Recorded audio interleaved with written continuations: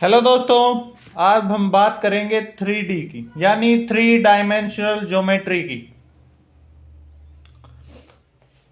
हम matric level तक 2D से वाकिफ हो चुके होते हैं और अब हम बात करेंगे 3 डायमेंशन यानी स्पेस की चीज। यहां पर अब तक जो दो एक्सिस होती थी यानी एक्स एक्सिस और Y axis, here third axis is Z axis, यानी तीनों एक्सिस में बात होगी। लेंथ, ब्रेथ और हाइट तीनों चीजें हमें मिलेंगी। सेम टू सेम फॉर्मूले हैं, थोड़े ही चेंजेस के साथ। जैसे 2D के होते थे 3D में आ जाएंगे। पहले x जो है वो x डैश से और y y डैश से, और here z will be z dash to z, यानी कि x o x dash will be x axis, y o y dash will be z axis y axis, and z o dash z dash will be z axis. 3 axes are also there, and these all axes are called as coordinate axis. And there are planes like y o x या y o x z, y dash o z, and y dash x o z. Similarly, these all planes are called as coordinate planes, and these 3 axes divide the whole space into 8 parts called as octants. जैसे कि 4 quadrant होते थे x और y axis के, 3 axis के मिलकर के 8 octants बनाते हैं। अब मान लेते हैं कि कोई पॉइंट है A, उसके कोऑर्डिनेट अगर x, y और z हैं, तो x will be is distance from x axis, from y axis and z axis respectively, y from y and z from z।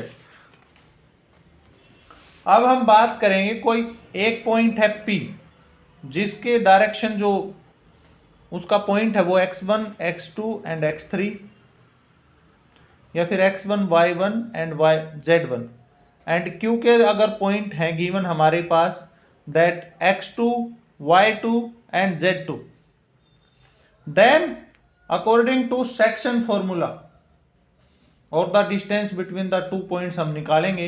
Section formula के अकॉर्डिंग पी क्यू पॉइंट को अगर कोई P और Q को हम join करते हैं, कोई लाइन बनाते हैं, और कोई पॉइंट बीच में आ जाए, मान लेते हैं R, जो इसको m/n में इंटरनली डिवाइड करेगा, तब जो कोऑर्डिनेट बनेंगे वो बनेंगे mx2 कोऑर्डिनेट ऑफ Q ये और R, mx2 प्लस में nx1 upon m plus n, और my2 plus ny1 upon m plus n।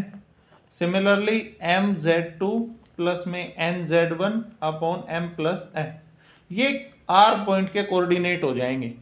Similarly अगर वो एक्सटर्नली डिवाइड करेगा, तब mx2 minus nx1 upon m minus n, जैसे कि 2D में होता था, यहाँ पे एक थर्ड कोऑर्डिनेट और जुड़ जाएगा, my2 minus ny1 upon m minus n, और similarly mz2 minus nz1 upon m minus n।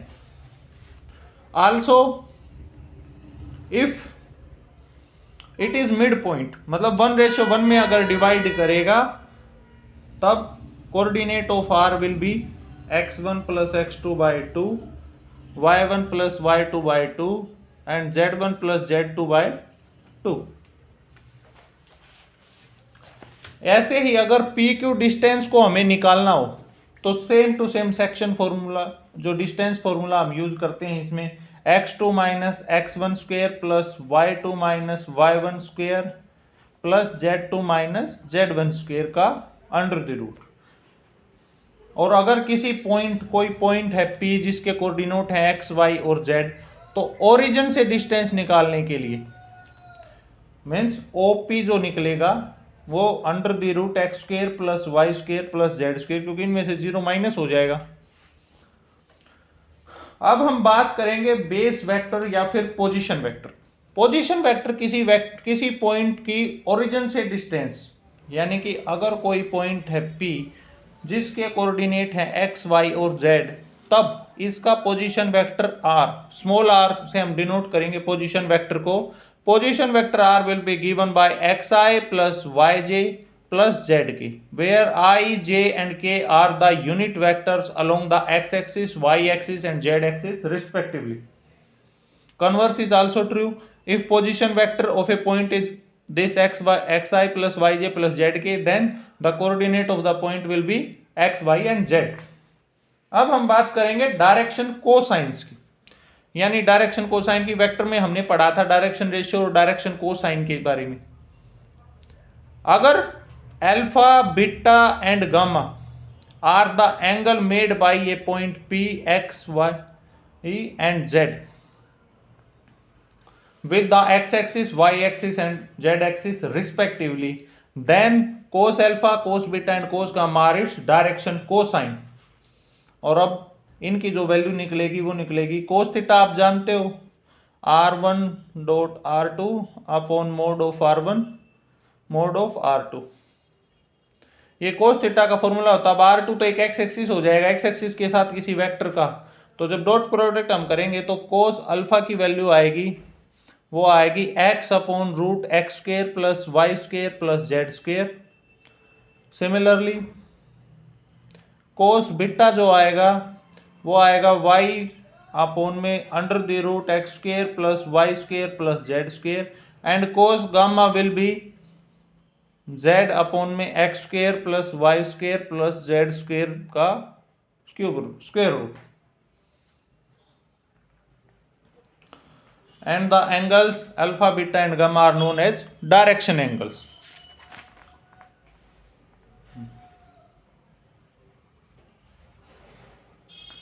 अब अगर बात करें डायरेक्शन कोसाइंस की, if the direction cosines of the line OP are L, M and N and OP is equal to R, where O is the origin, then the coordinate of the P are L, M, LR, MR and NR.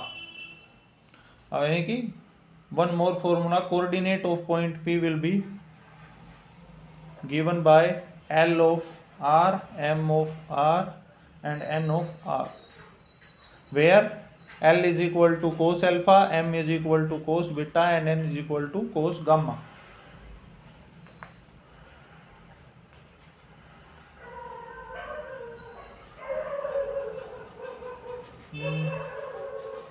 Relation between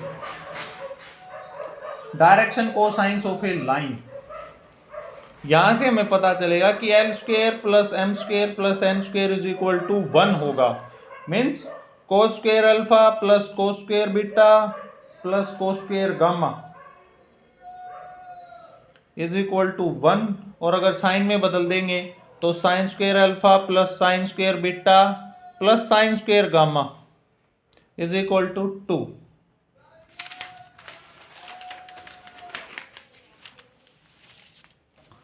अब अगर बात करें direction ratios की, vector में हम इनका normal part पढ़ चुके हैं डायरेक्शन रेशियोज के बारे में। Direction ratio of a line are the numbers which are proportional to the direction cosines.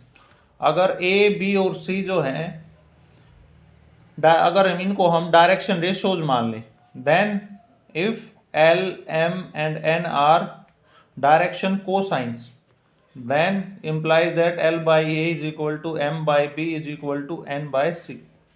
This is the formula for direction ratios. अगर किसी वेक्टर के डायरेक्शन कोसाइंस या डायरेक्शन रेशियोज गिवन हो तो हम उसका उल्टा निकाल सकते हैं, मतलब डायरेक्शन रेशियो से डायरेक्शन कोसाइन और डायरेक्शन कोसाइन से डायरेक्शन रेशियोज हम निकाल सकते हैं। यानी कि L यहाँ से जो आएगा वो आएगा plus minus a upon root a square plus b square plus c square. M जो आएगा वो आएगा प्लस माइनस बी अपॉन में root a square plus b square plus c square, and L will be given by plus minus c upon root a square plus b square plus c square. If ABC are the direction ratios of a line, then we divide each of them by root a square plus b square plus c square to get the corresponding direction cosines. It is only L, M and R the actual direction cosines and not the direction ratios of a line, that the relation L square M plus M square plus N square is equal to 1 It means that L square plus M square plus N square is equal to 1, but A square plus B square plus C square is not equal to 1, where A, B, C are direction ratios. Also, direction cosines can be considered as direction ratios. One thing that L is equal to M, you can consider that direction cosines are direction ratios, but conversely is not true, as direction cosines are always proportional to L, M and N. Direction cosines of a line are unique, but it may have infinite many set of direction ratios.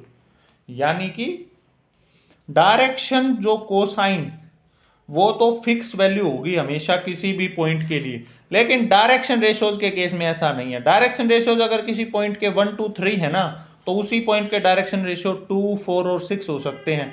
Similarly आप किसी भी number से तीनों को multiply कर दो, वो उसके डायरेक्शन रेशियोज होंगे, यानी कि many sets of direction ratios.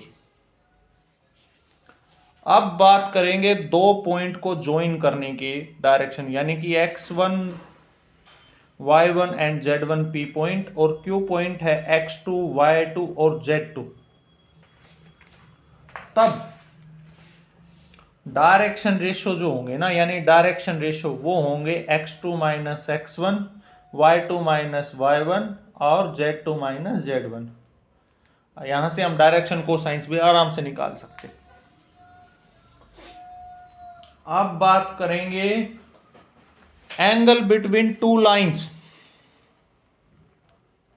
Angle between two lines, मान लेते हैं दो लाइन हैं जिसमें पहली लाइन के जो डायरेक्शन कोसाइंस हैं वो L1, M1 और N1 है, और दूसरी लाइन के डायरेक्शन जो कोसाइंस हैं वो है L2, M2 और N2।